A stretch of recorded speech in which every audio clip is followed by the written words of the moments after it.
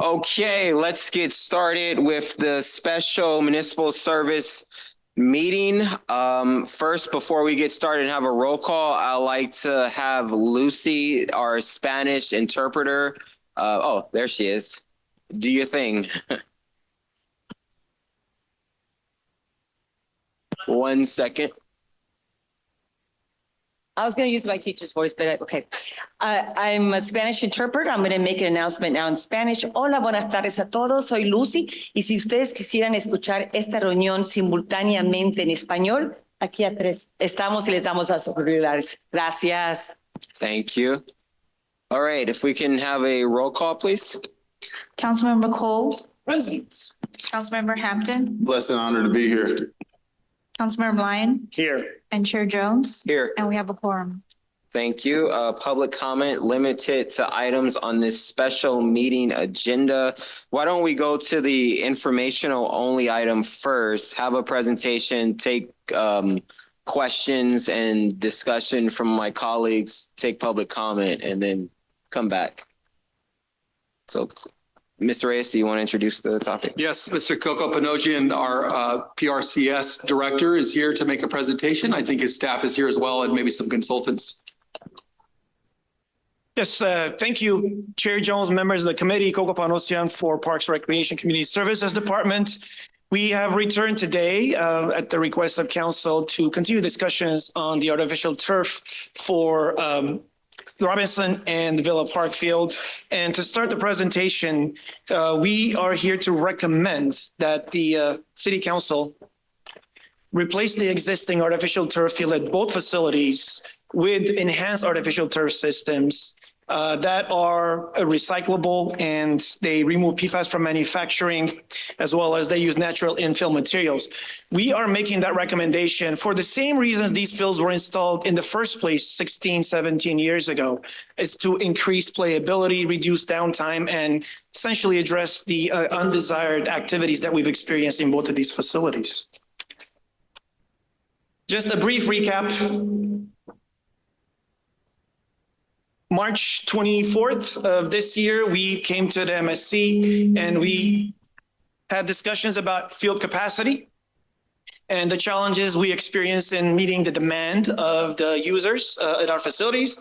We discussed the environmental and health impacts, especially a note from our public health department in reviewing peer-reviewed material and determining that the turf material, based on the research, peer-reviewed research, is there's no harm to public for its use. We also talked about the maintenance requirements. We talked about long-term and short-term costs and improved technologies. And on May 4th, the City Council did adopt the Capital Improvement Project Plan and adopted the project to move forward, yet deferred the selection of the turf type to the MSC. And we are here today to have that conversation. We wanted to give a historical, historical perspective. What you see on the screen these are aerial shots in 2005 of the Villa Park multipurpose field to my left here. The first picture is from August 2025. The next one is from November. And you see by March, after the season is in its midst, the turf has completely deteriorated. Soccer is a very, very active sport. As you can see from year-round play, the picture on the right is another aerial of the Villa Park. It lists all three facilities, athletic fields here, the open space turf area, the softball field, and the soccer field, the previously turf grass soccer field. And they all have seen deterioration because of the intense use that they experience. That's just the nature of soccer. It's a very high intense game. Being a player and being a coach, I experience it myself regularly. And the intense play, the speed of play, it does create compaction. And as you can see, and mostly it'll be right down the middle of the path. Similar to football, a lot of the activity happens down the middle of the path. So you see a little more grass on the outsides of the field, but down the middle of the path, it essentially is destructed after a season and does require shutdown to be able to renovate. It does take intensive maintenance to be able to keep up. Regular maintenance will include your mowing, edging, aerating, fertilizing. But when you start getting into renovation, you start getting into a little deeper of the essence to get it done. And each time we do shut it down, you have to shut it down for 3 months to allow the grass to grow back. If you've had experience growing grass at home, the seed, when we plant the seed, it's going to take the seed several months to root and be able to be strong enough for the grass to be played. Otherwise, with very little play, it really starts deteriorating fast if it doesn't get strong enough to uphold the play. Nosian, Yes, sir.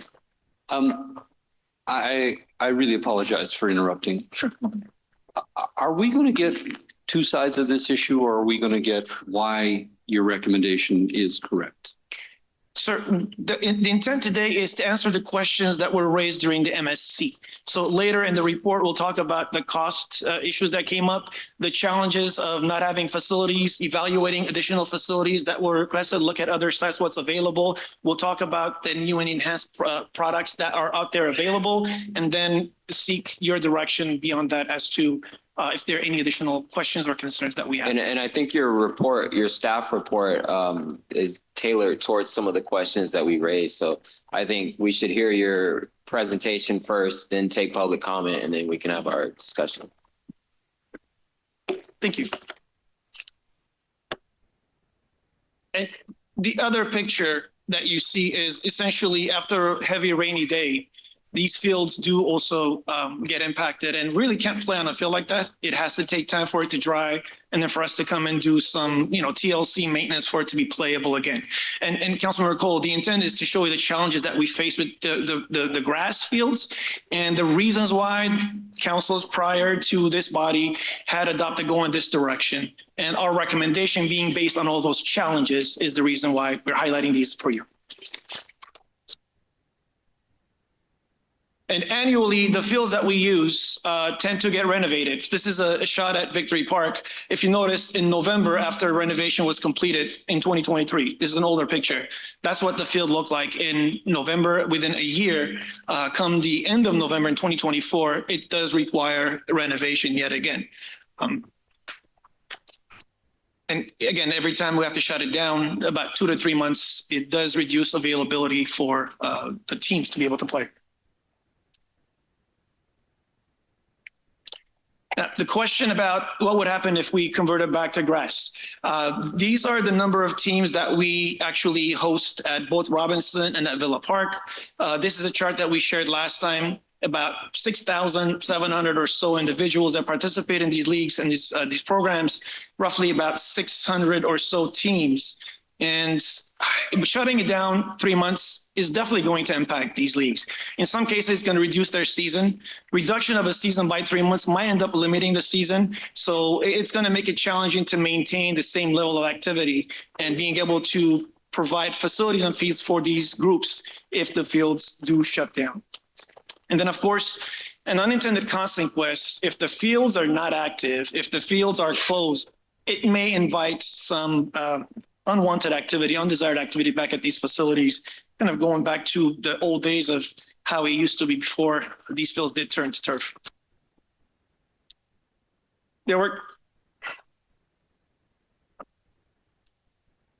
We did a brief survey of our participants in our recreation leagues and users to figure out a couple of things. One, we were interested to know what type of injuries they've had on these fields, on either field. We also asked about their field use and then the preferences of which field they would choose if they had a choice. The survey was conducted in April, between April 7 and 14, about a 1 week. It was sent to the leagues by way of an email. And then during practices here at Villa Park, there were paper copies taken to families and parents and asked for their opinion. There were 123 responses received from the survey.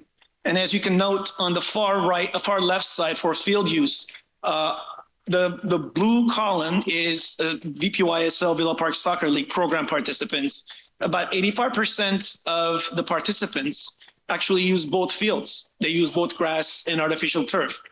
And about 35% of our sports users, the other leagues, they actually use the artificial turf field.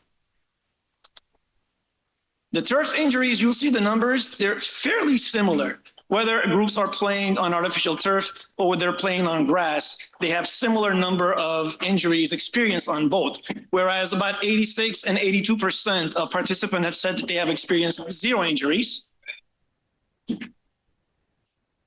and others, very limited numbers. Coco, it looks like we got some visitors. Let them come in and Sure. get settled down.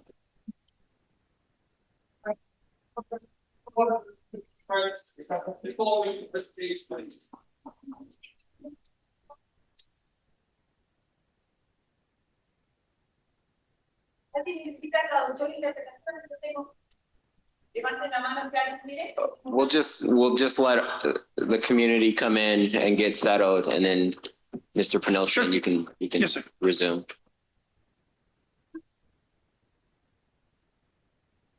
There, Chief.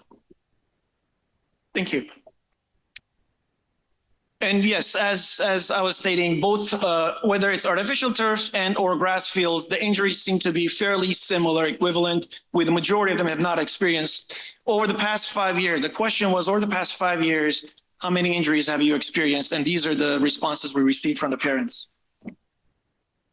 We've got plenty of seats here in the front. Come on down. Yeah, if anybody needs a seat, there's plenty of seats in the front. You can take a seat.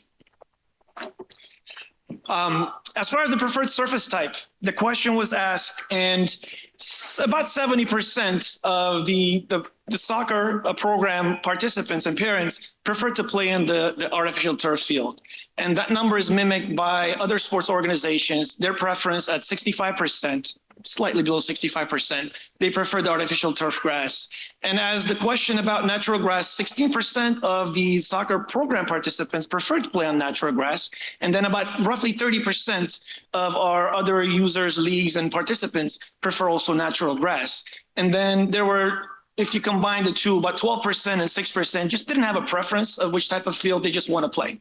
And about 2% on the soccer program, they did not provide a preference in answer to this question. Water conservation efforts. So this is another factor that a lot of agencies look at in determining whether to replace Can I the ask- effort with artificial or grass. I'm sorry, Coco. problem, sir. Is it okay if I ask a clarifying question? Yes, of course, sir. As far as the presentation that's going on the survey, how many people filled out the survey? It was 123 responses we received on this survey, 123. Okay, perfect. Thank And you. this survey timeframe, Councilmember Hampton, was very short. It was 1 week timeframe. And that was because we came to MSC the 24th. We're preparing for the capital project. We identified 1 week. It was a short timeframe. By all means, I can't say this is a scientific survey, but it was at that time during that week who we had available at the field for the users. We wanted you to hear from the users. What is your preference? What are your injuries you've experienced? Coco, can give us a minute, please? Sure.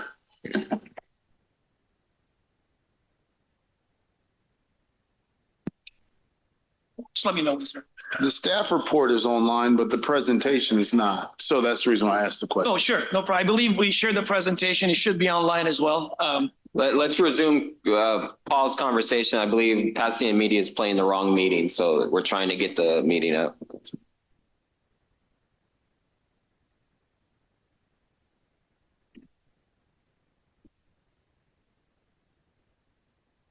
In the meanwhile, do you guys know the wheels on the bus?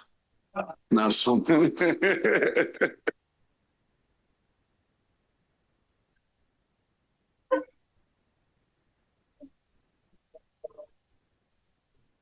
That works too.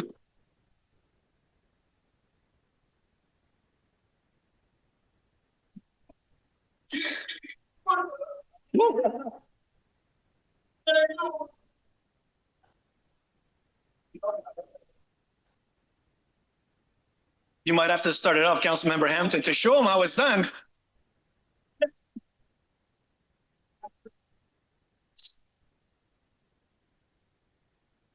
Okay, go ahead. Thank you. Moving from the survey results to water consumption. This is a historical record of the water used at Villa Park, and this is the meter that serves the fields and the perimeter of the park. It doesn't necessarily include the community center and the pool. We wanted to isolate that to see what the changes have been. If you notice back in 2007, 2008, everything natural grass, we had a very high water usage. Now, the credit goes to the staff and their collaboration with our water and power department over the years in identifying mechanisms to reduce water consumption in general. You will see some of the reduction attributed to that. In 2010 is when it started being constructed. We already saw the drop of the water consumption, and we stayed consistent in that. In comparison to like prior years, it's in the millions of gallons reduced water consumption currently as we experienced in these fields. Again, some of that is attributed to not having to water the grass, and others are attributed to the mechanism and the factors we put in place being water-wise in our facilities as directed by council and as policies in the city been adopted over the years.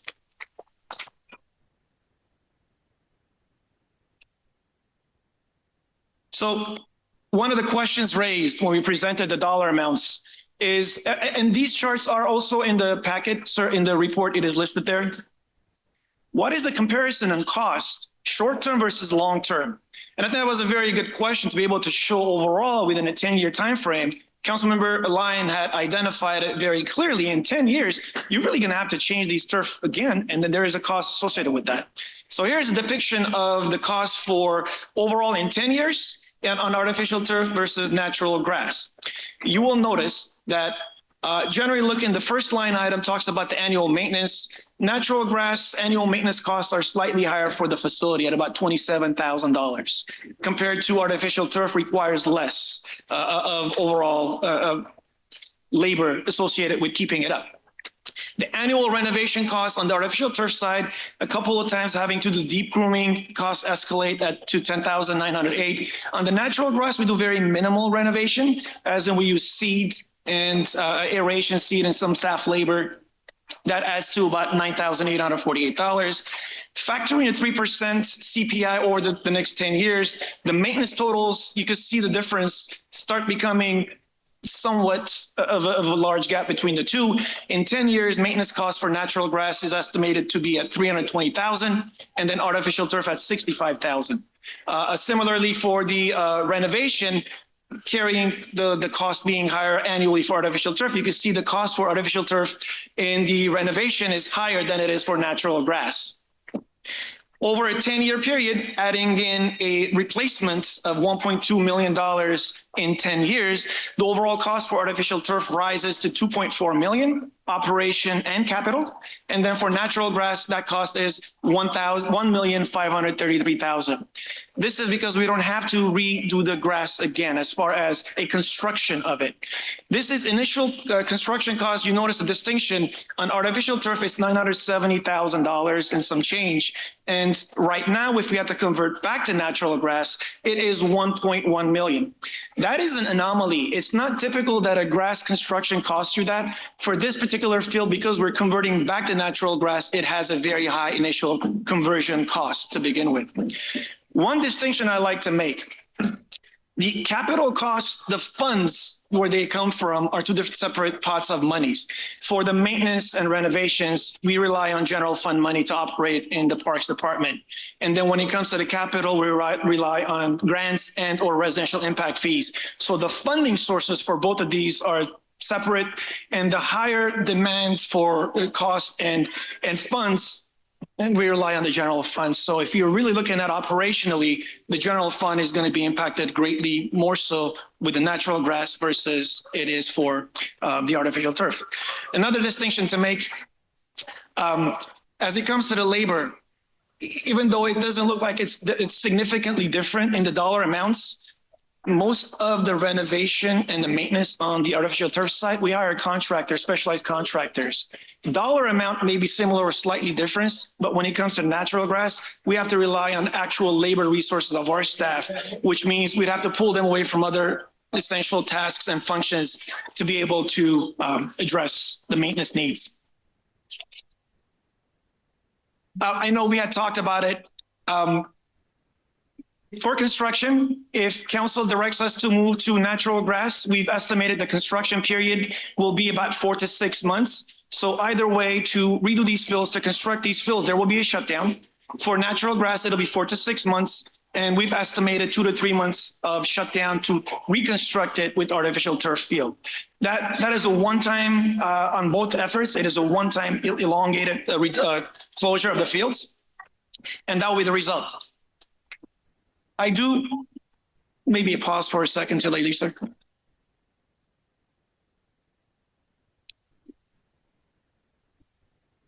Hi, you guys. See you later. Looks like their practice starts in 5 minutes.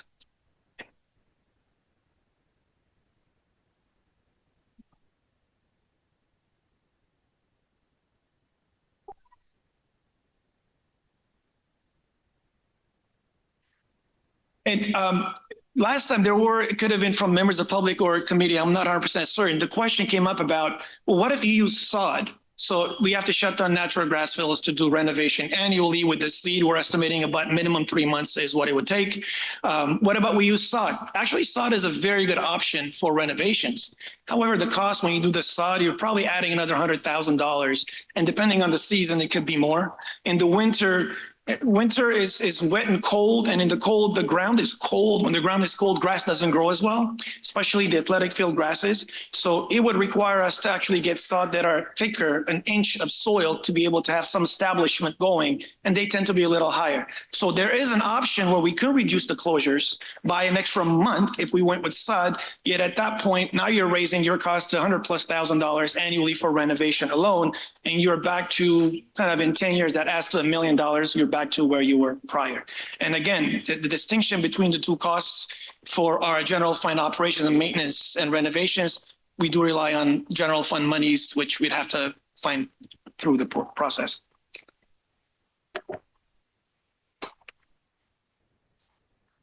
This is a kind of a recap of the facilities, what we have. We have 22 athletic fields. We serve over 20,000 participants, 60 organizations.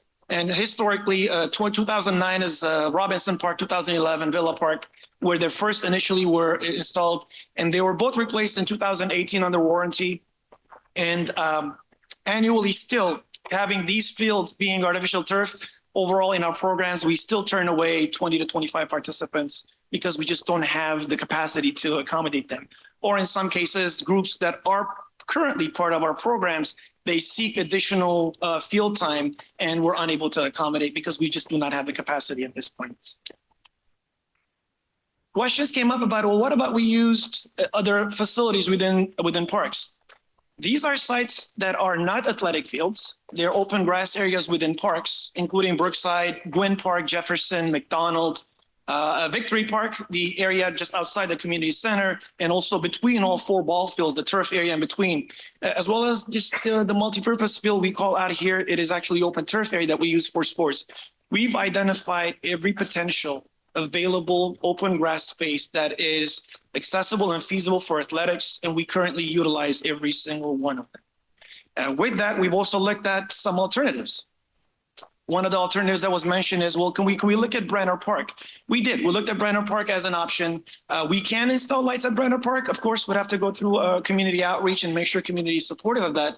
However, the size of Brenner Park cannot accommodate the activity that's here at Villa Park. What you see is an overlay of a soccer field, same size as it is for Villa Park. And if we're going to have organized programming, the Brenner Park option cannot accommodate that because you see probably going to require additional 30,000 square feet to make it into a soccer field. Anything less than that, practices, possibly a team or two can practice here. Enhanced baseball program, they can actually enhance it if you put lights. You can play longer for baseball. So it does have some capacity if you added it. However, it's still not going to accommodate the soccer play that we have here. Brenner Park, similar to Grant Park, they're roughly about the same size as a park facility. And as you can see here, it's slightly smaller, the ball field. This would require additional 36,000 square feet to accommodate actual soccer organized soccer programming. And similarly, the lights we estimate to be about 520,000, give or take, with some soft costs could be slightly higher. So other athletic field locations evaluated.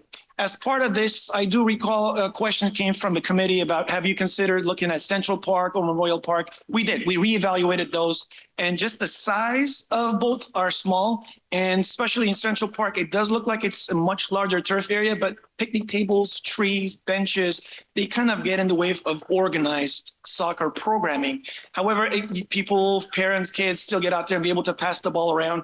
It just isn't enough of a size to accommodate the level of play that an organized program would require.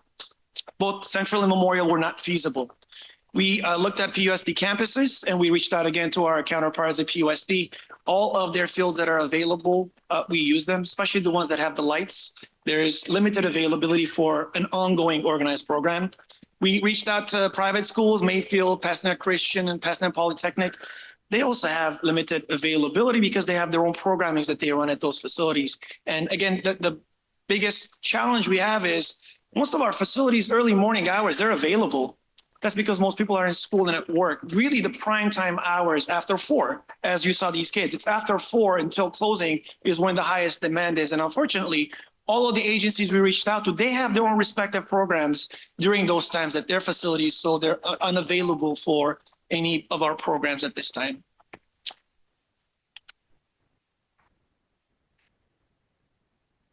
And we had spoken briefly about, and the questions came up about the what is the next generation turf. We wanted to highlight to this council that there are PFAS-free manufacturing products that are out there. I know you've had last couple of meetings, we've had industry experts that come in to speak to that. There are products out there that can actually address some of the concerns that were raised. I know we had a letter from the EAC to the council, and I know their concerns were heat, the chemicals that are in the products, and just overall the PFAS that is essentially in everything that we touch has PFAS. So our recommendation moving forward would be for council to consider going back to the artificial turf as a product and give us the direction to actually identify these as part of the specification to make sure they're PFAS free. The organic infill product, here's a sample. I visited Glendale. They had a recent reconstruction of one of their fields and they went with this product. And this product displays the sands, the coconut husks, and then the olive pits, and everything that is infill is natural material. Like the product within is far advanced from what things used to be. Like the rubber pellets are one area that, yes.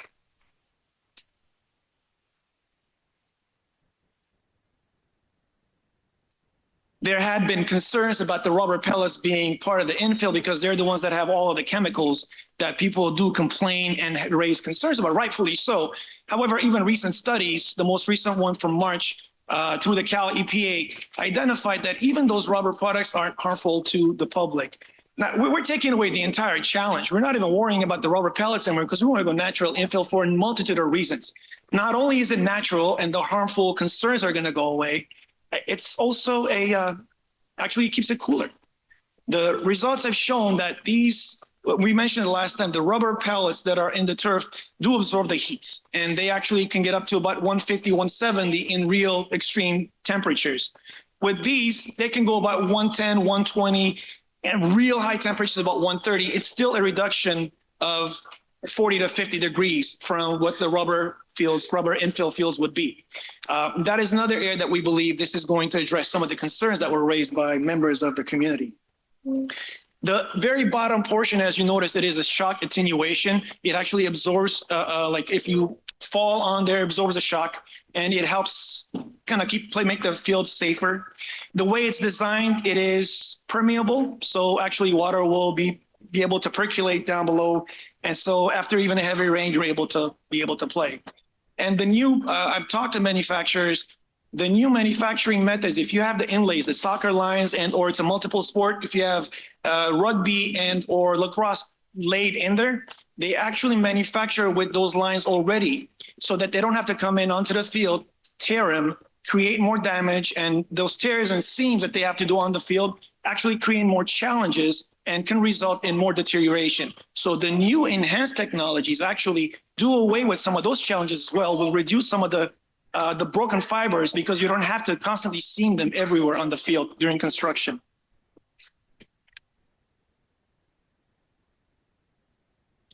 And to conclude, I don't think anybody in this room or anybody that has been following this will argue that, athletic fields are not great for the youth. The programs, recreation programs have shown year after year, studies have shown year after year how athletics and people participating in sports is really great for the youth's well-being, mental, physical, and social well-being. So I don't think anybody doubts that to be a fact. What we have found based on our experience, based on our research, as turf fields do provide year-round access. If we want to play year-round, not reduce programming, the option would be to go with the artificial turf. Natural grass will reduce the accessibility to the fields. We do have to shut down, despite what anybody says. I have been doing this for about 24 years now. And in 24 years, a municipal facility that is as active, as used as our facilities will not survive if it is grass. It has to be shut down for rest and renovation. And then we believe the artificial turf is the one that offers the best balance of access to the facilities, and with the enhanced materials that are out there, actually will address some of the sustainability and environmental concerns raised by members of the public. And with that, this is the end of the presentation. I'm happy to take questions from council. Thank you for that presentation, Coco. I think process-wise, I've heard that a few public commenters need to leave by 6 for practice. So I would recommend to my colleagues that we hear from the public first, and then council or committee discussion. And clerk, if you have any announcements based on that. Yes, I just want to let the public know that if you still want to submit a speaker card, we do have a table here on the side with orange cards. If you want to fill out a card and to speak on this item, just fill that out and bring it up to me. Currently, we have 15 public comments cards submitted for this item. And before that, I also wanted to report that the city clerk's office received 12 letters of correspondence, which has been distributed to committee, posted online, made part of the public record. And we also have included and posted correspondence related to this item from council meeting and the previous MSC meeting. So when I call your name, please step up to the podium. You have 1.5 minutes. At 30 seconds left, I will ring a bell. If you want to make a public comment and you have not completed a public comment card, please complete a public comment card to my left over here, and submit it over to where you want it at, over here to the clerk. So if you want to make a public comment, please go to the table to the left. My man, raise your hand. All right. Go to the table to my left, pick up a orange card or pink, I'm colorblind, and fill it out, and then we'll put you in the queue. Thank you. We have Daniel Robinson, followed by Suzanne York, followed by Cynthia Kennedy, followed by Anne. Daniel? 1.5 minutes. 1.5 minutes is very quick. Welcome. Thank you, Councilmember Jones. Thank you, Councilmember Hampton. I remember you and Councilmember Cole and Leon from the previous meeting I didn't get to speak at. As you can tell from my accent, I'm from London. I've been playing soccer all my life. I'm a coach here at Villa Park. And from a player and coach's perspective, there is no other option but turf. The San Gabriel Valley cannot sustain grass pitches. Villa Park is a gem that serves a working class community that a lot of you guys know better than me. I've been playing and coaching here for like 10 years. It's a low cost alternative. I have low income families on my teams. They can't afford club. I always say to them, why pay $5,000 for a middle-aged man to shout at you when I'll do it for free? So all jokes aside, we need to keep Villa Park accessible to lower income and working class families. And the only way to do that is year round is with a turf pitch. The gentleman before gave you the options that you don't need to have carcinogenic materials. So I really hope from a player and a coach, you realize that we can convince you that turf is the way to go. Thank you. Thank you. Thank you, Suzanne York, followed by Cynthia Kennedy, followed by Anne. Welcome. Hi, thank you. I've spoken to you all in the past about this issue. I feel very passionately that you need to reject all artificial turf fields. By the way, it's not a replacement field. It would be the cost of a new field. Thank you, Councilmember Cole, for bringing up the fact that this is not a very balanced presentation. I would urge you to invite some other experts, perhaps people from safe and healthy playing fields. I did look up some statistics today, nationwide data from the NFL, a report in 2024. says that athletes are roughly 58 to 69% more likely to sustain injuries. There's still a lot more data on the risks of the blades themselves. The bigger issue for me, the health concerns extend more beyond athletic injuries. Artificial turf is fundamentally incompatible with environmental goals of Pasadena. The heat kills more people in the U.S. every year than any other weather-related injury. We cannot ignore this. We're interested in environmental justice component this year. Consider where these turf fields are, and in addressing the gentleman that just spoke. Why should we risk our low-income families to greater risk? Thank you. Thank you. Thank you. Cynthia, followed by Ann, followed by Vince Ramos. Cynthia, welcome. Thank you. Good evening. My concern is with the health and safety of these children.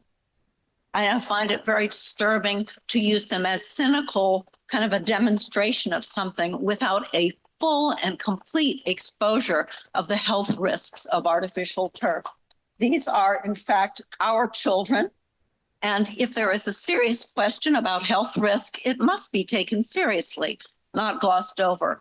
The claims of the artificial turf industry, which is an $8 billion international business, are that this is just fine. It's not a problem. The reality is there have been plenty of studies about cancer, respiratory illnesses, especially asthma, especially among Black and brown children. We cannot gloss over those things. I have asked Coco, to staff, if he would produce information about what is actually in these products. I don't mean vague terms like natural and organic. I mean specifically, what are the chemicals? And it's not just infill. There are 5 to 6 layers in artificial turf. We need to know before anyone makes a decision about any installation of these products, what exactly is in them. There's the matrix, there's the blades, there's all the substrata of the product. It is essential that this issue be carefully studied and that the public be given some real information. Thank you, Not Cynthia. marketing and propaganda by a major. Appreciate your comments, Cynthia. industry. Thank you. Ann Laforte, followed by Vince Ramos, followed by Welcome. Beverly. Hi, my name is Ann Laforte, and I'm speaking on behalf of the SoCal Stop Artificial Turf Task Force. We're actually speaking with you today about the grave concerns regarding the judgment made by Director of Parks and Recreation that is for making materials to be used in the city of Pasadena, a severe wildfire zone, as well as the sports or greenwashing that is has been disseminated for years, even predating tenure with the city of Pasadena. The use of coconut coir is as infill does not mitigate the highly toxic, non-communicable diseases and even cancers known to exist with the use of synthetic turf. We urge you not to ignore the abundance of peer-reviewed literature as opposed to that funded by the synthetic turf industry. To suggest that coconut coir is acceptable as infill is beyond all credibility. Living in a severely high-risk wildfire zone should shut down all conversation regarding that infill.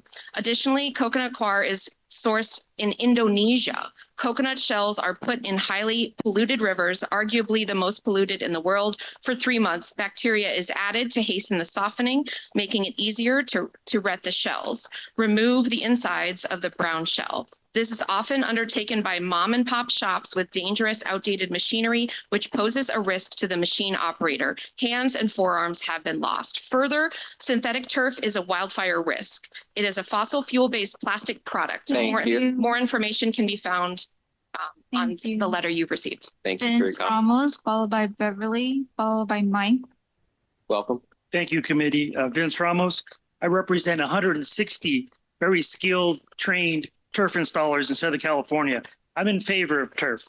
And I'm aware that most of the council members have the statistics for the usage of the hours and time that you can play from natural grass to synthetic turf. I've been around the turf industry for 20 years, and I've witnessed the involvement of a more safer environment that the turf provides for families. Outside is a perfect example. I parked out here in the corner and saw the synthetic turf. And as I walked through, saw the half dirt, half grass that the kids were playing on. But lastly, most important, because I've been around the industry for a while, I believe manufacturers need to do a better job in assisting the end users in maintaining the turf. It'll last longer. Thank you very much. Thank you. Beverly Bogar, followed by Mike Polka, followed by Lauren Siegel. Welcome. Thank you. Good evening. Where do I begin? First of all, I'd like to say that from what I'm hearing is that, well, let me say first, I represent West Pasadena Little League over at Robinson Park. And I, as well as most of our board members and our parents, are for the turf. But it's just not any turf. It's turf that has been shown and that the turf is not a detriment to our kids' health. You've got, right now, there's so much stuff floating around about the hazards that this turf has. In the presentation, unfortunately, Coco, I didn't hear anything about that being either a yay or a nay, okay? That discussion is what we should be having as opposed to let's choose one or the other. But from what I understand, and I don't know the clinical or the medical entity part of that, but turf would be the best thing for the limited amount of time that we currently have for our youth to be on the field with all the other field users using it as well as we are at Robinson Park. Thank you. Thank you, Mike, followed by Lauren. Welcome. Good evening. I'd like to know if the surrounding neighbors were surveyed here. Were there any statistics presented to you? We're reminded about the fire that we had in January 2025 when we see Boyle Heights and all the toxins that are happening. If we're to have another fire, which I was just in Boyle Heights on Wednesday, everything just seemed perfectly fine. 2 hours later, that whole neighborhood is disrupted. We have no idea when fires happen. If we were to have a fire in this neighborhood and that artificial turf were to catch on fire, the toxins would be around for a long, long time. And we can't afford that for the residents. I've heard about gopher issues. There's such a thing as hardware cloth, which is a metal screen. It's not chicken wire. It's much sturdier than that. That can be solved. And contact the Huntington Gardens. They have native grasses in their central lawn that is green. And perhaps that could be an alternative. I have heard nothing about native grasses or for turf. Thank you. Thank you. Lauren Siegel, followed by Myung-Soo Suk, followed by Clara. Lauren, welcome. Hi, Lauren Siegel, Chair of the Environmental Advisory Commission. This seems to be the week that we talk about things that we've been working on for 3 years. I think the thing that's missing from this report that I've talked to Mr. Parnassian and Mr. Hampton many times is heat. We are choosing, if we put in artificial turf, to make an urban heat island effect. We are also currently doing an environmental justice element where they're doing a heat study coming out next year for the DAC, which we are the only neighborhood that we are in to show about heat. We do not have a heat policy. We do not train our coaches about heat exhaustion and heat illness. We do not know when we said we cancel for rain, but how many days are we going to cancel for heat and not play? At least 30 so far last year. So the LA County started to put a heat illness and death tracker on their public health website. We are not included in this, but if you look at San Gabriel Valley, the highest people affected are Hispanic seniors and youth. I imagine it's going to show the same thing for Pasadena. So I would like a heat mitigation policy for these fields if this is the direction you want to go. Lastly, the organic Thank you, infill ma'am. needs to Time be has irrigated. Thank you, Lauren. If it's Appreciate your public comment. Irrigation needs to happen. Thank Yoon you. So Suf, followed by Clara, followed by Anna. Well, Hi. Thank you for allowing me to speak. My name is Myung-Soo Seok. I'm here on behalf of the Painters and Allied Trades, District Council 36. You heard from one of our leaders, Vince, who spoke about different elements of what it means to be an installer. So I'll omit that. Some of the concerns that they were raised today, PFAS, heat mitigation, sustainability, and all of these concerns, we embrace it. These are credible concerns that we as a community, we as a nation need to tackle. But I will remind the committee members of one thing. There's a tendency to sort of see the turf industry as monolithic, that all turf products are the same. If there are very specific concerns that pertains to environmental issues, heat issues and whatnot, the best thing for the city of Pasadena to do is embrace it and regulate it instead of like making an argument turf doesn't meet all of these things. I ran out of my time, but I just want to remind you that I forwarded like a bunch of information, of which one that you should take a look at is a comparison of costs between natural grass and turf. And essentially, the usable hours within 12 years is a ratio of 10-1. And the cost per hour is exponential. Please take a look at that. Thank you. Clara, followed by Anna Solriver, followed by Charlotte Brooks. welcome. Hi. Hello, my name is Clara Carmichael. I attend school in Pasadena, and tonight, just like every week, I have soccer practice on Villa Park's turf field. I believe that a grass field would serve our community much better. After playing soccer for most of my life, I've learned the hard way that playing games on turf fields is far from fun. The sun warms the plastic grass to shockingly high temperatures. A study by Brigham Young University found artificial turf to be 87 degrees hotter than natural grass. Playing in these high temperatures makes me feel tired, thirsty, and frankly like I'm inside of an oven. After the games, my feet will be pink and raw from being scalded every time I take a step. The fans and parents are equally averse because of the sweltering heat on turf sidelines. The point of an athletic facility is to serve the athletes who utilize them, to foster a safe and fun athletic environment, and I can assure you that playing on surfaces that reach up to 170 degrees is far less safe and far less fun than playing on natural grass. There's a reason that professional athletes always play on real grass. If turf fields were actually better for athletes, we would be seeing them in the center of the World Cup stadiums. Additionally, artificial turf fields release microplastics, which do not break down. They break up into smaller and smaller pieces, which can take centuries to eliminate, posing serious environmental and health risks to our community. We can't clean up these microplastics once we release them. So I know it's easy for you guys to think in the short term, but please play the long game and think about the long-term health of our community and the environment. Thank you. Appreciate it. Anna, followed by Charlotte, followed by Monica. Welcome. Hi, crecí en una familia de fútbol. My father was a professional player and coach, and I remember him talking about the knee injuries he was seeing in high schoolers, tracing many of them back to artificial turf. El cuerpo lo paga. As adults, we're stewards of children's well-being, not just their preferences. Un niño puede querer un dulce, but we're responsible for what actually nourishes them.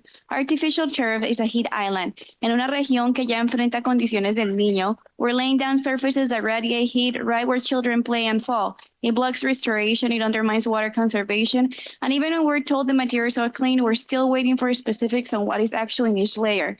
La transparencia importa. We were not told the organic cost for infill was not accounted for.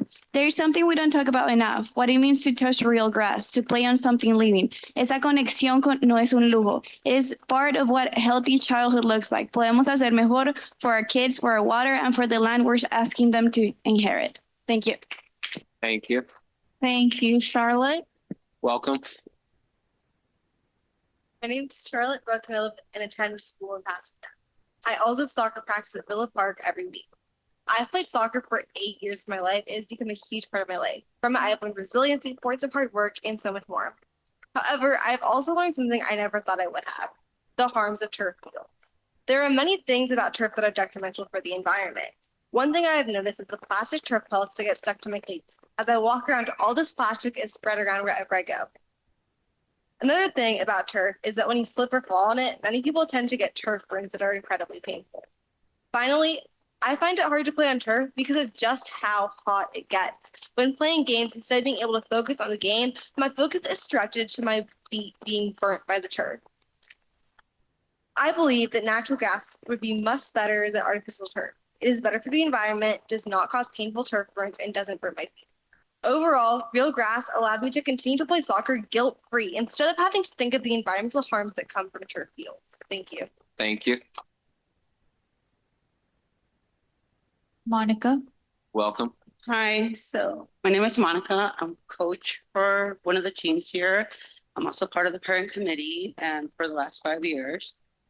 I want to thank you for coming, but I also been to a couple meetings and some of these meetings go from one side to another. And at the end of the day, my last meeting, I saw that it came out to being a budget thing.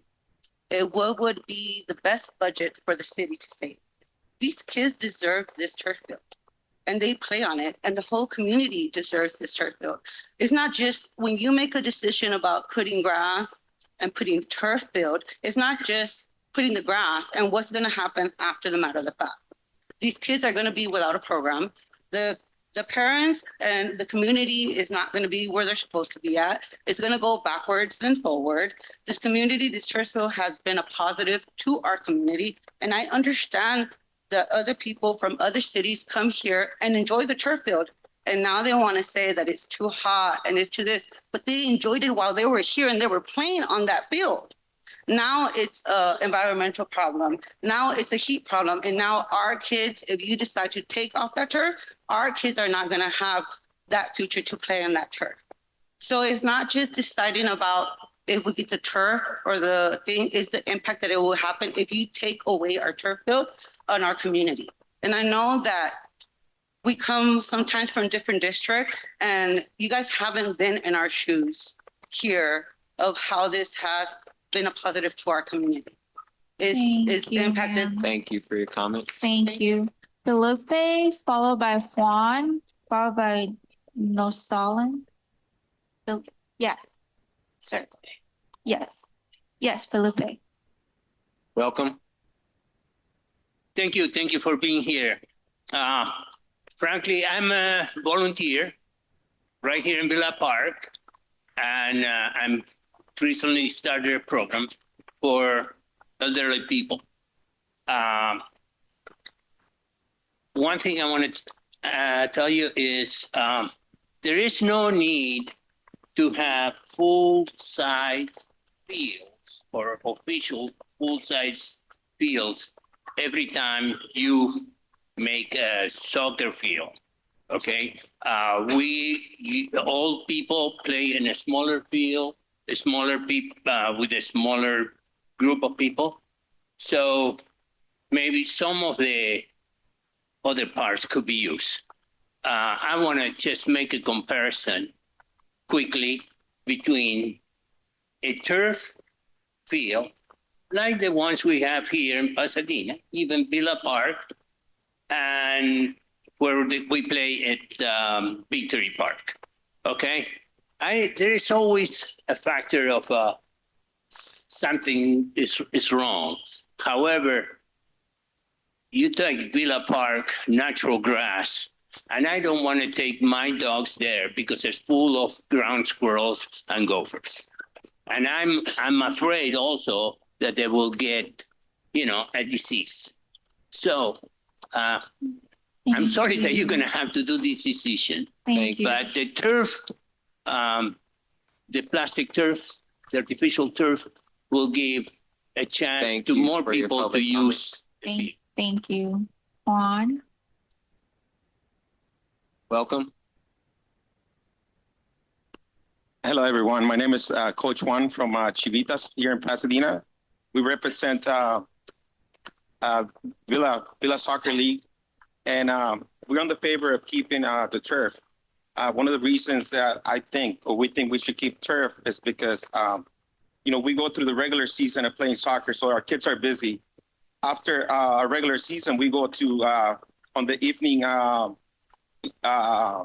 tournament that we do in the evenings.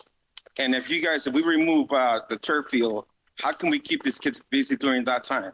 What can we do for them to keeping them out of trouble?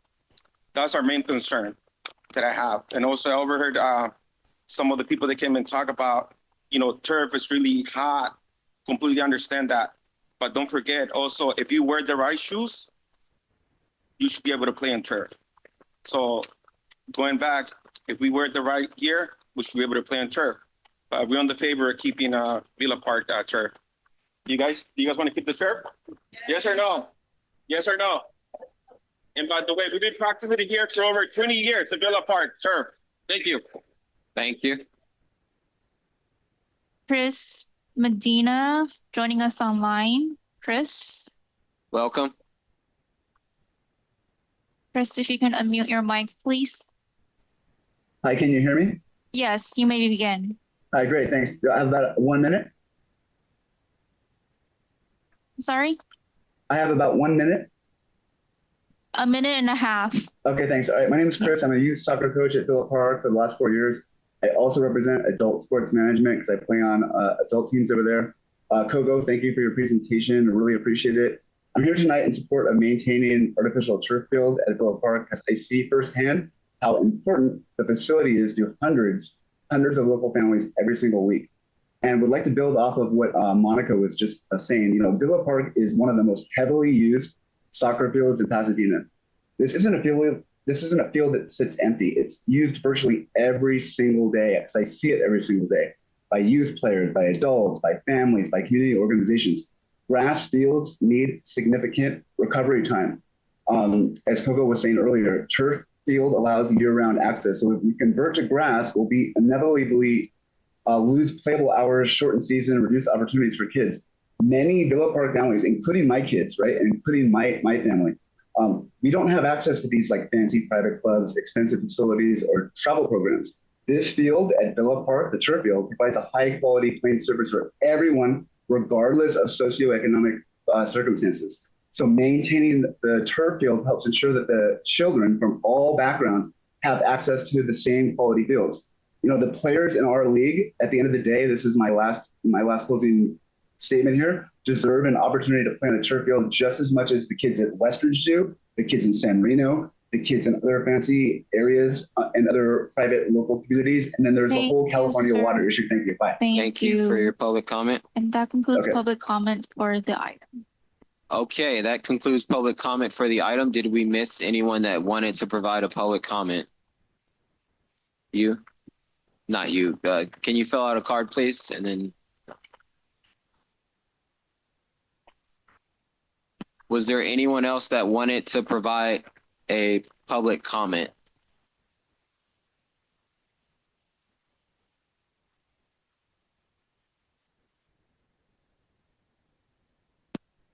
You could fill it out later. If you could just make your way to the podium and provide your minute and a half public comment.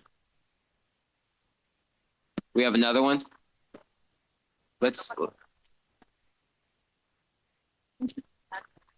If she can introduce herself for the record. Yo soy una de las mamás que no me gustaría que quitaran el campo porque todos hablan de la enfermedad de cáncer. Pero I'm one of the moms, and I wouldn't like the field to be removed. Yeah. Everybody's talking about Pero no cancer and piensan illness. en la salud de los niños. Por ejemplo, si van a quitar, ¿y qué van a hacer los niños en la computadora? ¿Qué van a hacer? But if you do take it away, there's another health issue. They're going to be stuck to their computers and their laptops and whatnot. Y no piense cuando no van a practicar, no van a jugar fútbol y se van a aumentar de peso. They're not going to be practicing. They're not going to be playing football. They're going to gain weight. Yo creo que solo están enfocados de calor, de cáncer. Cáncer siempre ha existido. Entonces, no exactamente por la cancha, pues, que van a enfermar los niños. We're focusing a bit much on the heat, on cancer. Cancer's been around forever, and the heat is something that we can work on. So let's. ¿Qué es lo último que quieres?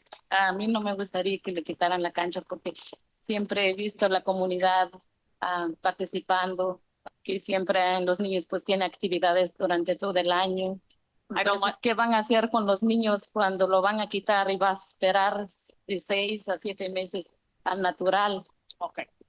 I'm just thinking about the 6 to 7 months that will pass while you're doing this refurbishing or whatever. What are we going to do with our kids for all that time? I want you to think about that. Al menos si van a tener una cancha lista, preparado, que cuando lo cierran y van a abrir otra cancha preparada para que los niños tengan esa misma actividad. So at least if you're going to do that, great. But let's have another field ready for them to go while that one's being worked on.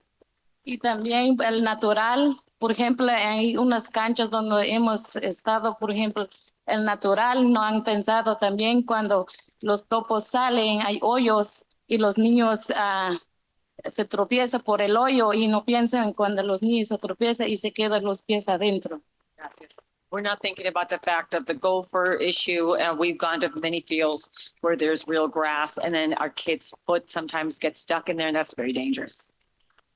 Pues también, pues si van a poder, como dice, si quieren cambiar la cancha, pues que cambie, pero con una, pues no natural, pero que cambie entonces con otro nuevo. Gracias. So yes, that's fine. If you're going to replace it, just put something new there and something for them to do in the meantime. Thank you very much. Thank you. Welcome.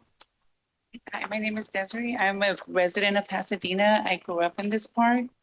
In the 90s, early 2000s, it was really gang infested. My son is playing now with Villa Park. We were in a club. It is so hard to find fields for them to play on. I agree keeping the turf. It does keep them busy throughout the whole year. But having them, you're going to take the turf away, where are they going to go play? We play in other parks where it's seasonal because what happens, they close down the park, they have to redo the whole grass. And that takes time away from the kids.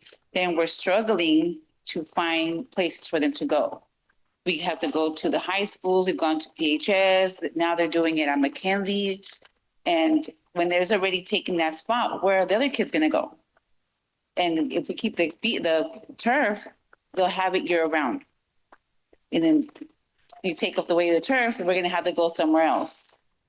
So then it's kind of pointless for the kids to be, getting used to playing here, making their friends. And then what happens? We got to separate everybody. Then we got to wait for it to be ready and come back. And a lot of kids at that time are already displaced because they're in other cities playing. And then if there's no activities here, the gangs might come back. I mean, we don't know, because there's nobody here. There's too many people here. Nobody's going to be here to try to cause any damage, Thank you. Thank you. Thank you. Did we miss anyone that wanted to provide a public comment? Okay, moving on to discussion and questions. Councilmember Hampton was in the queue first. And then we'll see who raises their hand after that. First and foremost, I want to thank all the community members for being here today. And I'm glad that we had this meeting outside of our chambers and got to hear directly from the impacted community that we're talking about, making this change. Also to the Villa Park staff. I mean, every time I come to this facility, it is always amazing, very warm, and extremely, it feels like home. So I want to thank all those that work here at Villa Park that make sure that this feels like a community space and it's super welcoming. So originally when this came to us, me as a father, I think of myself in that I take that role and say, if I know that there's a potential harm or health harm, I don't want to put my child in that place, right? I've read a lot about the PFAS, cancer that it could cause, the heat that is coming from these fields. And so I educated myself a lot more about it. And found out that not trying to, if we're going to go with the turf field, let me just say this, if we're going to go with a turf field, we need to make sure that we have all the specifications of what is in that turf. Also that turf has irrigation so that we can, like, as Lauren mentioned, a heat mitigation plan so that we could keep the turf cool on the hotter days. And then also, I think that our residents deserve the service of understanding what the health concerns are as it relates to these forever plastics, forever chemicals. And some turfs, what I've read is some turfs don't have forever plastics and forever chemicals in them. I don't know what that means, but I would still like to understand what the science is behind that. I don't think that we got a both side presentation, so I appreciate the comments tonight, and I do think that we have to do our best in due diligence to educate our residents. But I also do know what this, as the last speaker said, what this park was like in the 90s. I know what this park was like in the early 2000s. I'm born and raised here. And I don't need to belabor that point because I think everybody knows that this active parks are a deterrent. Also, a great point that was brought up this evening, and something I think about as well, is the effects of my child not having that resource, that outlet. What do? As they mentioned, parents said that they're going to be on the computer. That's true. That's going to be the fact. They're going to be texting their friends. They're not going to be working out. They're not going to be doing things that children at this age should be doing, living a healthy lifestyle. And so from that perspective, I then take my own self and say, you know what? If I was a kid, I would want to play on something that looked as professional as a turf field. I did look up other sports fields, and most of the NFL fields, and actually a lot of the NFL fields are turf, artificial turf, or they're a blend. And so that wasn't presented to us tonight. Was what are the other options? Is there a blend option that we could look at putting on this field so that these young people do not have that downtime? Also in your presentation, I think something that we should look at is, you mentioned that you turn away 20 to 25 groups annually. Well, why? Where else can we find space? What other partnerships can we have with PUSD to keep our young people active in this community? I believe in that. And so I'm really conflicted on where should we go with turf or not, but I'm not conflicted with the benefits of the health that our kids receive from running and staying active. I do think that there are other options, and I would like to understand, number one, what our heat mitigation plan would be if we do have hot days. Is there right now, if we have 100-degree days, do they practice on 100-degree days? So, Councilmember Henson, you touched on a couple of them. Allow me to answer a couple. So one, in our last report, we identified the need for us to develop a comprehensive heat guideline, a policy, working with a public health department to address just that question. At one point, do we stop play? A lot of the activities during the day, if it's a very hot day, you will notice on weekends, there will be a lot more hydration breaks. FIFA being just an example of that. They're taking hydration breaks even for adults, even when they're playing on natural grass. So that is an existing policy with a lot of our leagues that they practice. We right now, if the public health department essentially says it is a concern with the heat element, we do stop play, we cancel all games, and we follow that policy. I know we need to go a little beyond that and identify a specific temperature degree that once you get to that point, how do you address it? A lot of our activities during the week are in the afternoon. So most of the heat, the midday heat is gone. So we allow the groups and the teams to regulate how best they address that. A lot of times they cancel practice and games. And sometimes if it's necessary, they play, yet add an additional hydration and address that. That is something we've identified that we need to do as we move forward. It is something we'll do regardless of the decision from council, what type of surface we should go with. Okay. The concept of heat is something we're going to be looking into. The question about the bland options, you can actually see it even on the fields and FIFA games right now. The sidelines right now on those fields, they are artificial turf. Whereas the playing field, it's based on FIFA's very strict guidelines. What they have are grass. So there are those hybrids within the actual field themselves, a blend. I'll look into that. I'm not. So actually, according to FIFA, according to SoFi, it's a blend right now. For SoFi. For SoFi field right now, it's a blend. Yeah, I just looked online and I wish I had SoFi's money to be able to construct and be able to manage something like that. But that is an area for more consideration. If you don't mind, I don't think we should look at it in the number aspect. We should look at it in what is the best for our young people, what is the best for us continuing to be able to let these young people be able to play on this field, and what's the best for their health. So the number, we should know, right? If they come back and you tell us it's going to cost us $12 million and something else would cost us $2 million, that's a decision that we decide to make, right? But we should have that decision in front of us. Sure. In my last and final comment is, the water savings towards, even a blend or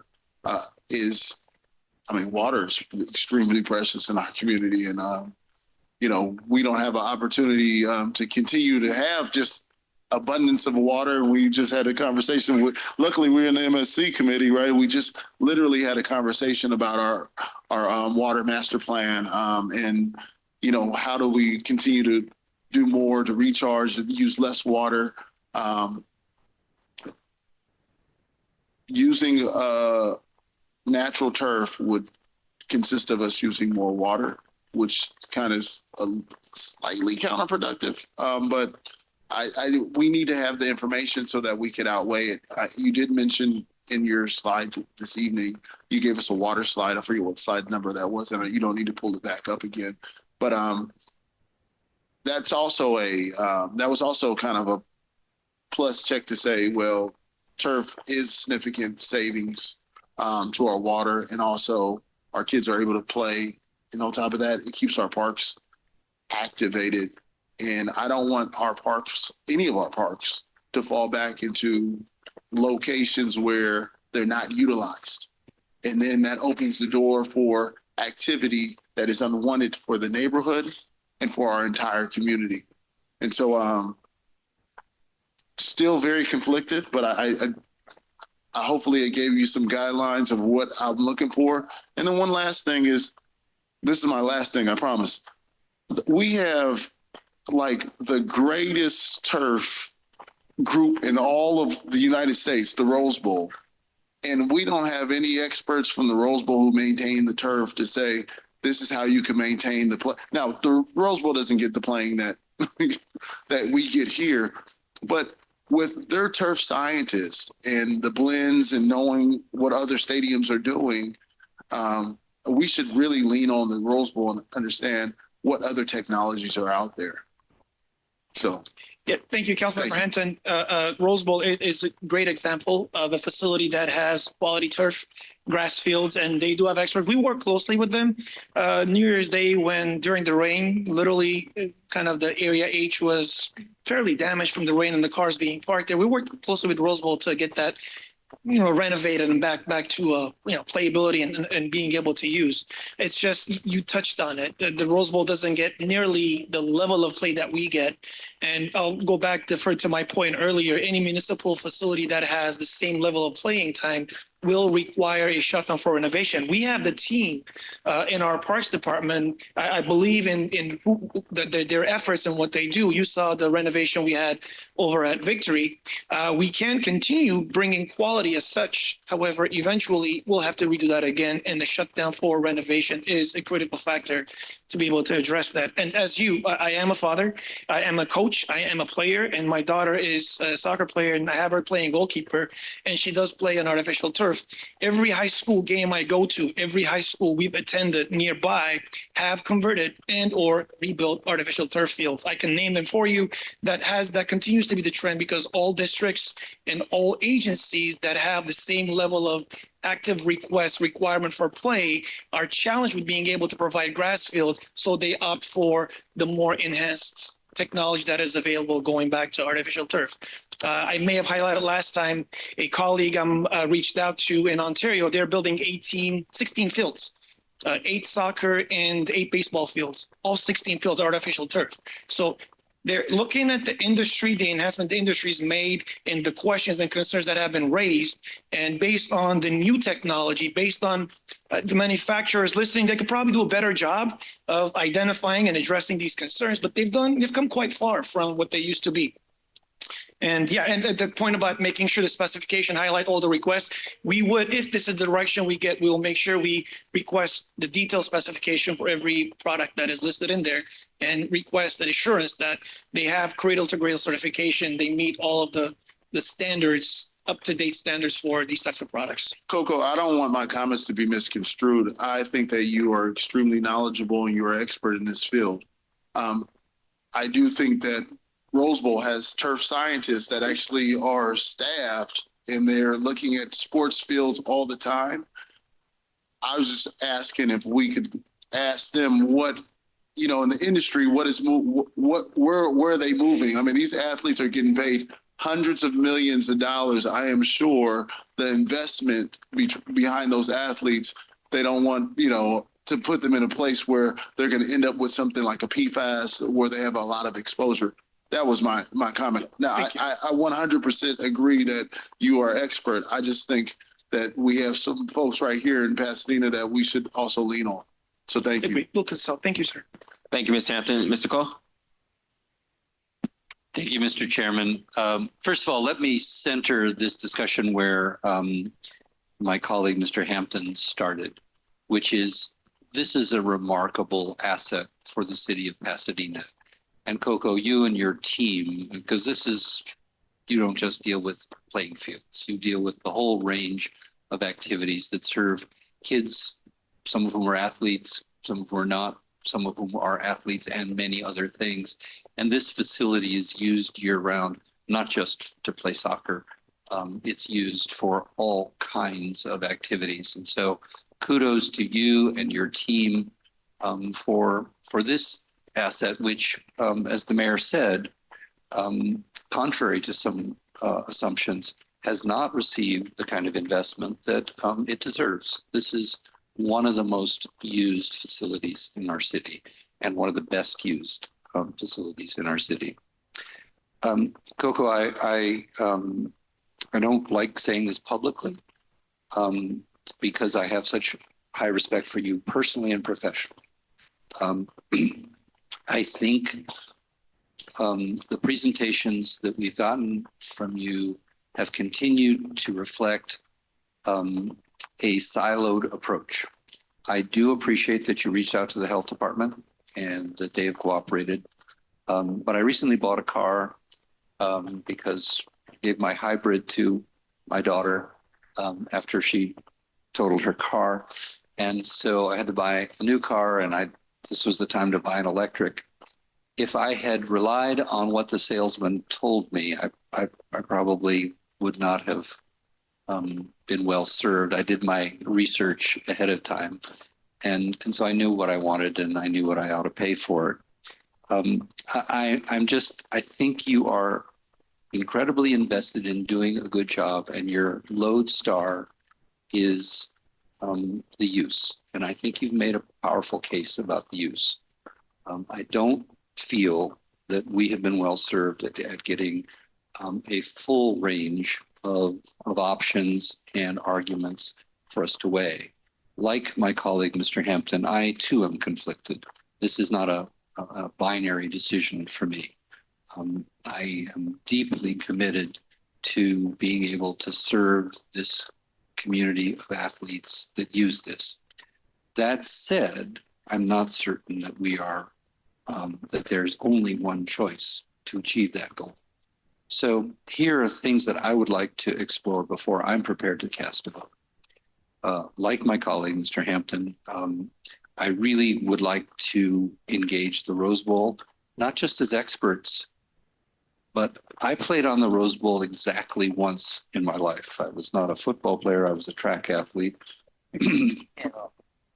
But I actually played flag football one day and I probably will, it's one of the highlights of my life. We were unable to kick any extra points. So we did, however, prevail. I think it was 18-6, right? Because we could only score touchdowns, not extra points. I don't know why when UCLA is not playing there, when we don't have a Rose Bowl, why we can't take these kids to the Rose Bowl, which would be the thrill of their life. And would be something they truly deserve. So I'd like to, that is an asset to our community. It is not just a cash register. And sometimes, of course, it's been a reverse cash register. So I'd like to engage the Rose Bowl in this discussion, as Mr. Hampton has suggested. I am not convinced. I'm convinced that you did everything you could to talk to the school district about availability of fields. I am not convinced you got a straight answer from the school district, because it's very difficult to get a straight answer from the school district, and I don't mind saying that publicly. But I would like a subcommittee of the MSC to talk to the school district, a subcommittee to talk to the school district about shared use. They have their concerns, and I respect those. But as we know, You're saying share use for PUSD's grass fields, not their turf fields. Correct. Okay. I also, again, I'm echoing my colleague, better turf alternatives. We hybrid, the advanced technology. The one thing that I have a hard time getting over is the microplastics. There's no way to fix that. 10 years of grinding down these fields means that microplastic is going to go somewhere, and it goes in our water. And so we might save water on irrigation, but we're also polluting our water. And we're about to spend $12 million at Jefferson Park to clean up the water. What I have read, the research I have done is that if we want, and it costs more money, but intensive maintenance can mitigate the amount of time that a field is out of use. It requires different kinds of grasses. It requires different kinds of maintenance. But I think we should take a look at that. And finally, I don't know that we have made decisions about how we prioritize the use. To me, this immediate community gets first choice no matter what. And then everybody else stands in line behind them. So I am not prepared to take a vote tonight. I appreciate, again, your passion. I appreciate that your good faith. I'm not persuaded that we have gotten a balanced perspective here, and I'm not prepared to take a vote until I feel comfortable with that. So those are my recommendations: is that we have an ad hoc committee talk to the school district. We charge the staff to work with the health department, the Rose Bowl, our environmental staff, as well as your staff, Mr. Panosian. And finally, that we explore the whole range of natural turf, hybrid, and the kinds of turf that are available to us. And that we also take a look at whether a more intensive maintenance program might allow us to minimize the downtime of natural grass. Thank you, Mr. Cole. Mr. Lyon? Thank you. So I appreciate the new information about the alternate infill materials, and that makes a huge difference because infill was one of the big problems, the pieces of rubber breaking off. But what's binding the turf to the infill? So I was doing some tugging in here to try to figure it out. What's the connection? It's the layers, sir, the layers, the way they have it laid down, and the moisture itself will actually bind them together. So one of the questions that came, if we do go to natural grass, you obviously will probably spend another 2 million gallons, 2.5 million gallons of water for use. With these fields, it would require a little bit of moisture. I think Lauren that was trying to make that point at the end. We would have to wet these down in the hot days, slightly enough in the morning, a couple of minutes to allow a little bit of the moisture to bind them together. In the cooler weathers, they'll do the binding. Just the general moisture in the air in the mornings and the colder days will do that by itself. In the hotter days would require a little bit of kind of overspraying with irrigation, which we actually have at the field. Currently, it was a practice they would do even with the rubberized infills to cool it down. Yet the experience with doing the rubberized is within about 10, 15 minutes, the heat is back. So it just didn't really have an effect. Stop using that. A lot of agents stop using that. In this particular case, that would continue to bind these loose materials together. And it's binding even the turf to the base with moisture? I can't say that it's binding the turf, but it's binding the materials together. So what they've done, and I'll get better information for the next time around, it used to be just the coconut husks and the sand. Now what they found is if they applied the heavier material they have on the very top, which are the walnut shells and the olive pits, that weight is helping with the moisture, bind it all down, keep it in place. It is natural product. It is biodegradable. So will we lose some of the material? Essentially, we will, because it biodegrades. And that's where on an annual basis, when we do renovation, we'll do the infill and the rebinding and the sanitization of the turf. All of those factors are part of the plan to do a very comprehensive maintenance plan to address some of the looser fibers or breakdown fibers that happen in a general use. So that was one of the factors we identified last time as well. That is part of the plan to develop a more comprehensive approach to address the concerns and the breakdown of fibers as was brought up. So that's a big difference on the infill. However, as my colleague points out, you still have blades of plastic on the top. That is correct. There's a little something sticking up here, and I tugged on it just to see what it was, and that is what came up. And that's what we're going to have. That's in our water system. Right. And that over those 10 years, that's breaking apart, and it gets dry and brittle the hotter it gets. And so that's a big concern. On the flip side, you make a good point. Our water conservation is a huge issue for our city right now. And so there are trade-offs either way. Like my colleagues, I'm conflicted. Like my colleagues, I want to say that it's fine and great for you to have a point of view. We need that. But what we also need is for you to say, if you're going to go with grass, here's how we do it. I think it's suboptimal, and here's how we do it. And we didn't get any of that today. What we heard was like the world's going to end and the field, everybody, the kids are going to go crazy and the gangs are going to be back. And it's all, and that's not what's going to happen. We're going to program other things here. And ideally, I'm very much for the approach of going to the school district. We're going to find an alternative location. I can't imagine that every field the school district owns is occupied every day of the year, 365 days. And we need the school district to step up and be a partner when we're talking about providing services to our kids in this. And I don't mind saying that to them. Like my colleagues, I'm not prepared to vote today. I'm really torn. I'm really persuaded by a lot of what I heard here today. But before we decide, I need to know what the alternative plan looks like. I get that you don't like it, and I think that's fair. But we still need to know, like, here's what we would do if you're going to go with grass. All right? Sure. I don't mean to put you on the spot, but persuaded to go towards turf, you're saying, or? No, no. I'm persuaded that it's a very complicated issue. That's what I'm persuaded about. Yeah. I'm not. Yeah. If we had to vote today, I don't know that I'm still there for turf. But I want to keep exploring. And then so I heard from my colleagues to explore conversations with PUSD. Did you already have those conversations with PUSD? Yeah, Councilmember Jones, yes, we've reached out to the district and asked for additional available facilities we could use.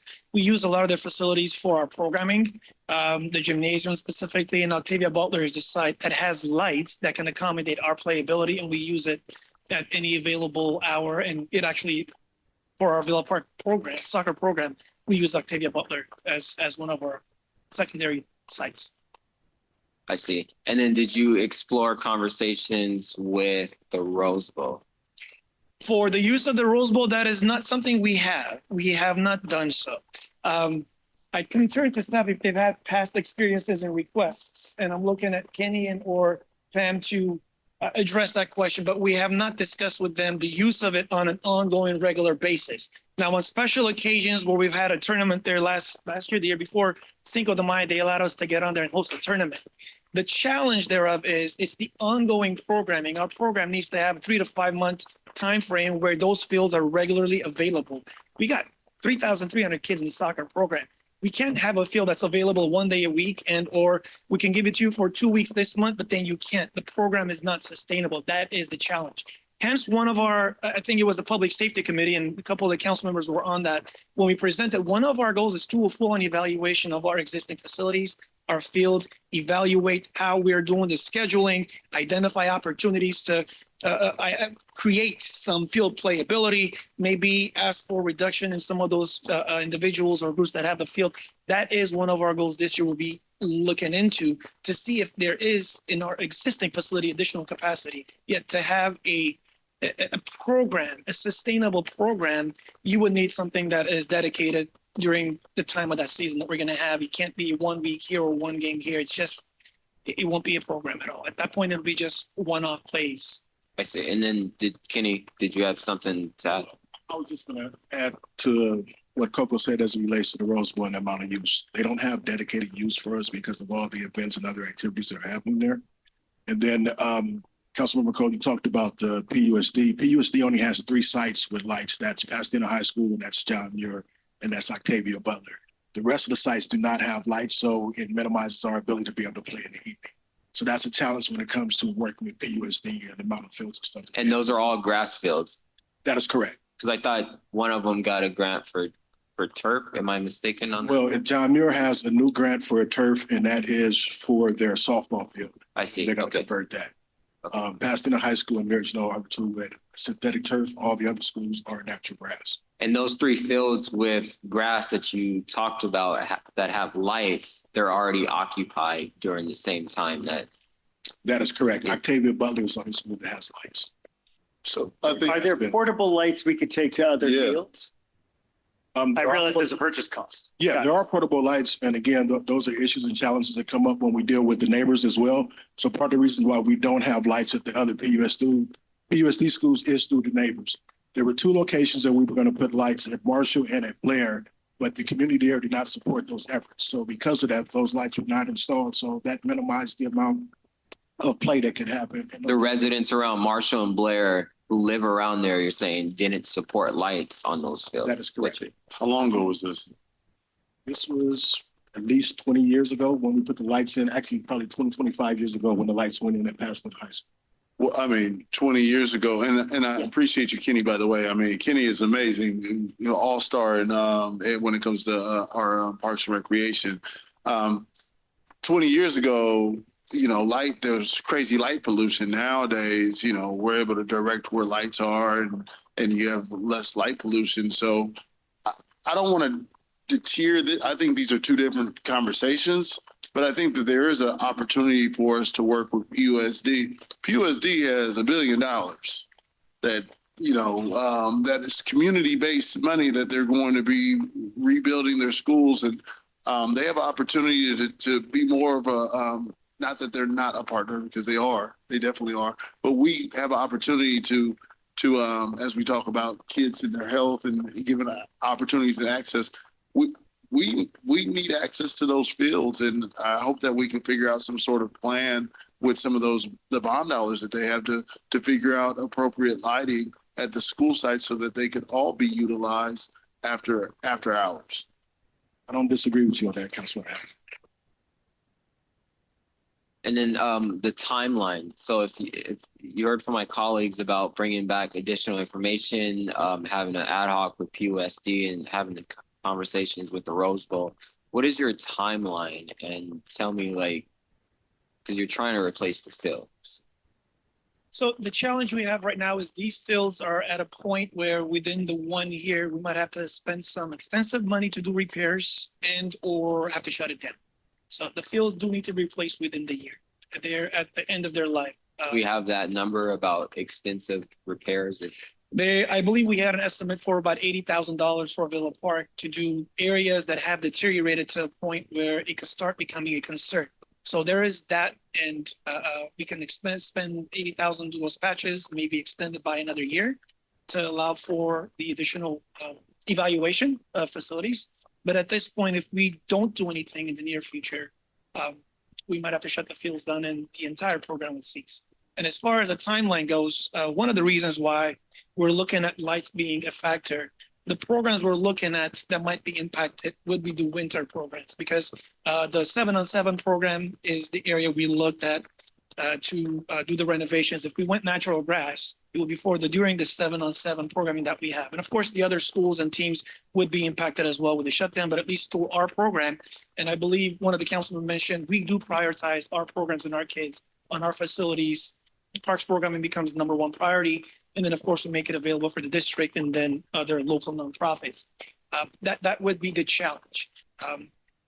We would have to do something now, invest some money to do repairs, may extend us, give us another year of play. But the fact that seeking the direction, we would need to know so we can get the appropriate team on board, either direction, whether it is grass or whether it is artificial turf, the choice, the process to get the design done, get somebody on board to drop the engineering. And the process, that could be about 6 months to a year, easy. And so we're looking at maybe if we went either direction, it would be sometime next fall that we'd be doing the construction. And that'll be the time we have to shut the fields down. So do you think you have enough time right now to gather all this data and come back to either MSC or the city council within a month or two? Or a month might be a challenge. We'd have to see how we can line up some of the requests and the partnership and the engagement. I think it's fairly easy to reach out to Rose Bowl, request a meeting. We work closely with PPHD on I think that's a separate conversation. Okay. The extra, from just my perspective, PUSD, the Rose Bowl, separate conversation. I don't know how the Rose Bowl is going to, where they're at, but I do know, and I wish maybe you could speak on this now.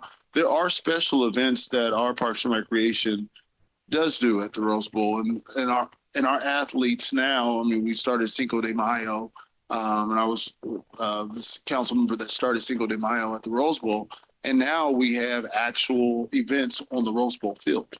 And so our kids they do have access to the Rose Bowl. They use it for special events. But I think those are the PUSD, the Rose Bowl, separate conversations. We need to figure out. You're saying separate from this? Yeah, I don't think it should be an action that is, at least from my perspective. No, I mean, it should be an action that's collectively put together. And I just had a few more questions, unless my colleagues. Sorry, Chair. No, it's cool. Did you want to make? Oh, okay.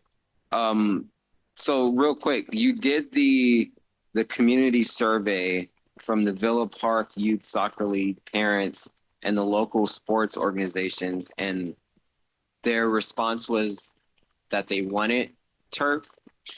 Yes, sir. The local organizations that use our fields. So all of the leagues that utilize our fields, the email was sent to them asking the same question, as well as the Villa Park parents. And approximately, I think it was 69% of the folks within our Villa Park, 69.8, about 70% preferred the artificial turf field. And of the remaining league respondents, about, my eyes deceive me, about 65% preferred to play on artificial turf, and about 20 or so percent they prefer natural grass. 29% of the leagues, other leagues, prefer natural grass. 16% prefer natural grass, and the balance just want to play. They don't care what kind of surface they play on. I see. Okay, so that's the surrounding residents who are using the field. The participants. The participants. That is correct. Yeah. Okay, and then you're already, and when I met here with the coaches a month or two ago, they talked about being turned away for field availability. I think in your presentation, you talked about how many groups are you turning away? Councilmember Jones, about 20 to 25 groups annually that we turn At away. Villa Park?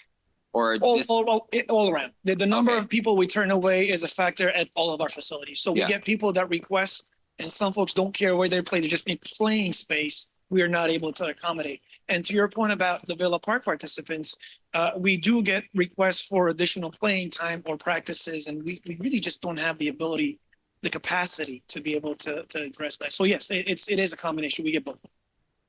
Okay. And then, sorry, lost my train of thought here. Oh, the downtime. And look, I grew up in, not in this neighborhood, but I grew up in the city. I grew up Northwest, and I know that Villa Park and Councilmember Hampton can attest, and Councilmember Cole can attest probably as well, is that this was an area with a lot of gangs, especially at Villa Park. I think the gang is named after, either the gang's named after the park or the park's named after the gang. And so I am concerned about that downtime that you brought up. I do believe that if we don't keep our parks active, then there will be some nefarious activity that comes to the park. So can you talk about the downtime of going from turf to grass?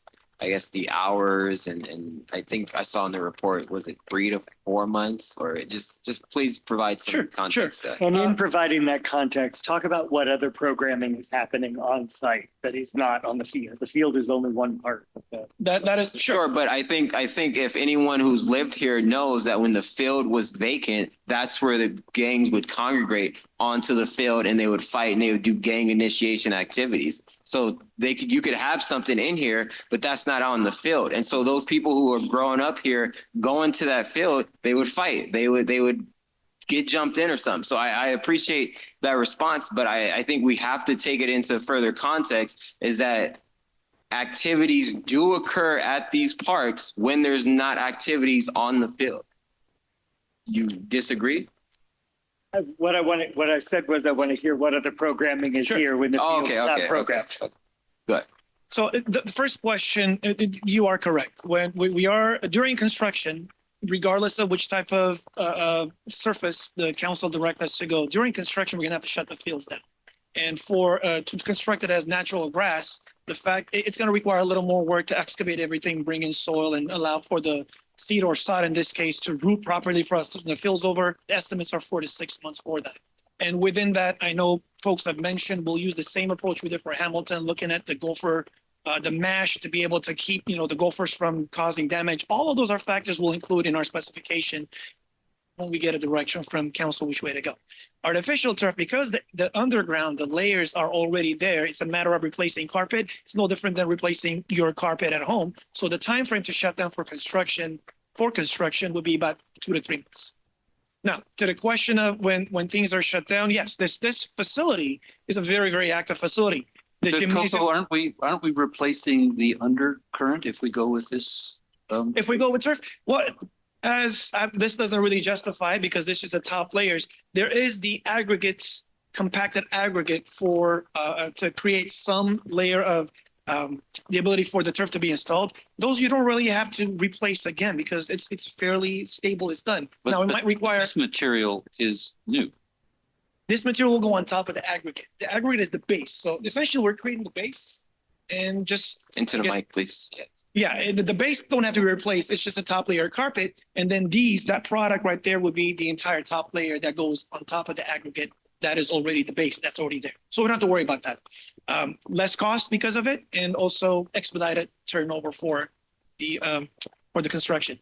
Now, to the point about, yes, this facility is a very active facility. We'll have gymnasium games going on. I called Pamela, who's the superintendent, can talk about all those activities. When the field is shut down for construction, or if we go grass, it has to be shut down for renovation, there are other activities that are still happening. The softball field will be active. We'll have games going on. This field will be active with programs, events, special events. The gymnasium will be active. There are classes held here. There are dance classes held here. So we will continue to provide all of that. And opportunities to expand, we'll evaluate. There may not be much capacity, but we'll continue to provide that. You heard from one of the parents, some kids don't want to participate in their soccer kids. No matter how we look at it, during the shutdown, you're going to have a 1.5 acre facility that is not going to be available for any activity. During construction or renovation, it's just unsafe to have anything going on there. We'd have to shut everything down and keep the fields from access, public access, so no one gets on there, gets injured. And unfortunately, I wasn't here with this city, but I grew up in Pasadena, actually played on Villa Park Field when I was a kid. I do know the activities that have happened back then. And one reason why I could say if I stopped coming here because of some of those activities that were experienced as a kid, I went to Victory Park. It was less unwanted activity. And we want that. We want that for the community. And I, Councilman Recall, I know you kind of can see the passion because I'm in this industry, because, our passion continues to be making sure these kids have ability to continue to recreate, to continue to stay active and not go down the path of, you got kids 14, 15. If you don't keep them active playing something, they're going to find a path, some other path they're going to go down. We want to avoid that. There's a bigger picture. And again, studies will continue to show activating a facility with wanted activity, with programming, does deter the unwanted activity. And that is, again, one of the reasons why this was in the first place. And we're in a much better place. I keep reiterating the point to say we're in a much better place with the products that are out there to address the concerns. That's why, from our perspective, we continue to kind of argue that point in making sure 3,300 some kids in our soccer program have a place to continue to play during the year. And then I saw Pam. Did you want to provide any? Called you over next. No. No, absolutely. So just to touch on the activity. Introduce yourself, Pam. Sorry, Pamela, Superintendent for Villa Park Community Center. So some of the activities that we do have going on during the time that we also have the soccer league going is we have classes here for PCC. So we have computer classes, we have cultural dances, we have a very active fitness center where youth are practicing boxing. We have basketball inside. One of the things that I do notice, however, in being in this profession for about 10 years and growing up in Pasadena is that the kids that are outside are typically not necessarily the kids that will come inside to take some of the enrichment classes or to take some or practice boxing. There is a niche, and what we have noticed is that the same kids that play the spring league will then move on to play the 7 versus 7, which will then move on to play the indoor soccer. So that is a very, very tight niche. Thanks, Pam. And then Coco, appreciate it, Pam. Have you calculated? I saw you put the total cost on there, and grass is significantly, at least from your capital cost, significantly cheaper than turf. But have you calculated the cost per usable hour? And I bring that up because if you go to grass, I saw that obviously the downtime we talked about, there's less hours. If you stayed at the turf, there was, I don't know how many more hours there was, but I'm curious of the cost per usable hour. Thank you for that question. Councilmember Jones, we last time in our report, last time we're at MSC, we identified that artificial turf with the demand hours that we play 4 to 10 o'clock at night and on weekends, 15-hour days, adds up to about 3,250 playable hours. And of course, there may be some shutdowns here and there, but essentially that would be the average playability, 3,250 hours on an artificial turf field. On the grass fields, given the closures and the shutdowns, whether it be due to weather, due to damage, due to vandalism and or renovation, we estimate that at max, we're going to be able to get 1,850 hours out of a natural grass field play. And in most cases, we book 1,850 hours plus on our facilities, reducing our ability to do maintenance just because of the demand. If you look at the totals that we presented, again, not scientific, look at the total we estimate over 10 years for artificial turf and divide it by 10, and then 3,250 hours per for the use. Skip my for a second. You're looking at, if you include capital and operation, the cost thereof would be about $75 per hour for use for artificial turf field. If you use just operation only, you don't look at the capital cost because from my perspective, yes, 2 separate funds, 1 general fund. If I'm looking at the general fund monies we have for operations, if you look at just the operations only, artificial turf cost annually would be $6 per hour for us to operate.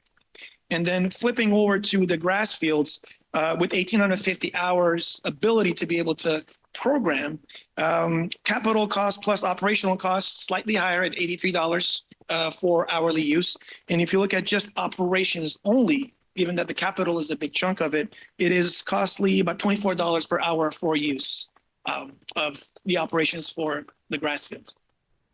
Okay, so I heard, so you're saying $75 per hour for turf, 82 for grass. Did I get that 83, right? and these are 83 rounded up, for yes, grass. 83 for grass. And then what was the $6 versus the $20? The first numbers that we presented include the capital cost, because obviously taking the $2.4 million, dividing it by 10 and obviously the available hours. If we're looking at just operations only, taking the capital out of the mix, annual operational costs, you're talking about $6 per hour for the use of the artificial turf field cost for us. And then for grass, it'd be $24. I see. And you know, thank you for answering all my questions, and I'm conflicted like my colleagues. And I think that since there is time, what I'm hearing is that maybe we do move forward with doing some more investigative work, putting together a subcommittee to talk to PUSD of either MSC or the entire council, because I guess what we don't have here is a representative from District 5, neither the mayor or the vice mayor. And maybe, you know, I can talk to the mayor or vice mayor and see if they'd be interested in having an ad hoc committee of 2 members of MSC and one of them talk to PUSD. That would be in violation. A violation of what? If you're talking about the turf, right? Yeah, our committee to talk to PUSD. I don't think that'd be because that's only I thought you were talking about the changing out of. Well, our city attorney should say something. Oh, our city attorney, yeah. Could we do an ad hoc with 2 members of MSC? For the record, as long as it's not a quorum, that would be fine. That would be fine. Okay, because I guess my concern is Villa Park is in District 5, and you know, Councilmember Rivas and the mayor represent District 5. So I think I'm definitely agree to that. What I heard was have Coco reach out to Jim's or someone at the Rose Bowl to talk about field use. Is that? But turn your mic on. Turn your mic on. No, turn it on. As I think this through, I think it would be helpful to have a 3-member committee work on all aspects of this. Oh, yeah, with the staff. And again, I don't want any of my concern about objectivity for the whole range to in any way diminish my appreciation for the fact that you are doing your job. But we have other dimensions of this job that I'd like to see integrated. And I think a subcommittee with the vice mayor, the mayor, I think it's a brilliant idea. So I would suggest we have an ad hoc committee if either one of them are agreeable, or a 2-member subcommittee of this. Yeah. Okay. And then I look to the city attorney. Do we have to? Do we have to name the ad hoc committee members at this meeting, or is that something we could do offline and report back? You don't have to name it at this. Okay. Okay. Good. Yeah, I think having a ad hoc work on these issues, and then perhaps we could bring it back to either MSC or city council within the next few months. But I'm happy to work with you to figure out. And we'll work with the city manager's office to identify the appropriate time to bring it back. We would ask for reasonable amount of time to do our research. Yes. Some of the findings, because I have noted engaging with the Rose Bowl, having, public health be involved, environmental staff will reach out to sustainability administrator to join the team and see if any others would be part of that discussion. I know we talked about PUSD and the ad hoc committee. Address a little more in detail the microplastics question that you raised, sir. Look at full range of options, including the potential hybrid that some of the stadiums are currently using. And of course, listed intensive maintenance program, prioritizing locally. Some of the things we already have as part of our goals that we're moving forward will be addressing. That's what I've highlighted so far, as to come back and look into it in more detail. And again, as Mr. Hampton said, if it costs more, it costs more. That doesn't mean we throw money at it, but it means that we evaluate whether $100,000 more a year for enhanced maintenance makes sense, given that over 10 years, we're saving about $100,000 on the capital and operating. So as long as we have the facts, ultimately we'll all have to make a decision. Was there anything else? Did Coco miss anything else? Mr. Reyes? The only thing I have in my notes was the heat mitigation plan, which I Oh, think he yeah, got, but yes. And Oh, yeah, thank you for that. I support got the it earlier. mitigation plan. It is part of the original report we came to MSC identifies us to work with public health to determine mitigation measures for it. Yeah, I definitely agree with Lauren and Councilmember Hampton. Did we miss anything else? Do we have to take a vote? It's an information item. I think you got clear direction. I got clear direction for next steps. Okay. Yeah, I've Okay. got next directions for next steps. I think we'll go back to the drawing board and see, how fast we can turn around to come back either to MSC or the full council. And we'll have that discussion with city manager's office. Could you repeat the next steps and clarify it for the record and Sure. for us? We'll go back and look for some of the answers that you've raised today and, consult with the city manager's office as to when to return, ideal time, working through the MSC and or directly to the council. We'll Or the ad hoc, we'll Or create the an ad hoc. yeah, we'll create ad And hoc. we have to, I'll consult to determine how the ad hoc is going to be created. And I'll have city manager work on that with the mayor and the council. And you're comfortable with the timeline to be able to get all this information? And because I want to minimize the impacts to the residents using the field. Councilmember Jones, as of right now, it would be concerning to continue to delay this further because at one point, either we're going to have to invest that extra $90,000 to buy us additional time, or else these fields might be shut down within the year. So what would I don't want to put you on the spot, but the deadline be for us to make the full council to take a vote and make a decision? If you don't have that answer right now, I think unfortunately do not have yeah. an answer that's something that I can rely on. It's going to matter us evaluating how long a process would take to get somebody on board to do the engineering and then the bidding process. And we don't know what the construction is. The ideal time, if we work backwards, we would want to start construction in October. oh, this October. No, next, not this. Oh, October No, this October 2027. Okay. it's impractical because we won't be able to address the questions. We're looking at next October 2027 will be the ideal date to do construction, to limit the impact to programmings in the spring. So we want to do this, whatever construction we do in the winter. And if it's going to be grass, we might need to push it up a little bit more because we want 4 to 6 months timeline. And the spring programming starts February. Spring. So we want to make sure the field is back usable by February so we don't impact 2 seasons. The goal will be to minimize the impact as best as possible to 1 season. And we've looked at, again, the least impact we can have to all of our users to do the construction between October and December, maybe into January, and then turn the fields back. So we have to evaluate, and I'll talk to, Greg DeVink, Public Works and Engineering team, a process timeline to, do the conceptual and the details engineering, what that would take for me to be able to give you a more comfortable answer. Yeah. That we have a certain timeline. I think it'd be helpful for the ad hoc and I think for the MSC to have that. So that way we know when we have to make a decision to avoid any type of impacts to the residents and the users. We'll do so. Any October of 27. For the construction would be our target at this point, our target.